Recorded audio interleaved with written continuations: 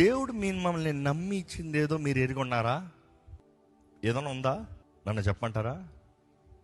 నీ జీవితం ఆయన ఇచ్చింది, నీ కుటుంబం ఆయన ఇచ్చింది, నీ జీవితంలో కలిగే ప్రతి తలాంతు దేవుడిచ్చింది, వరము దేవుడిచ్చింది, ప్రతి అవకాశం దేవుడిచ్చింది.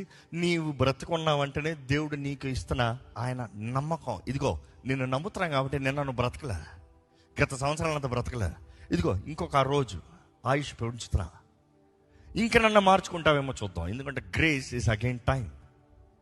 కృప అన్నదప్పుడు ఆ మరలా ఏంటి? సమయం. దేవుడు నీకు అవకాశం ఇస్తున్నాడు, తరుణాన్ని ఇస్తున్నాడు.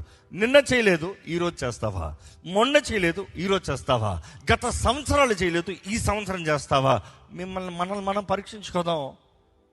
గత సంవత్సరాల్లో చేయింది ఈ సంవత్సరం ఏమైనా సాధించామా, చేసామా?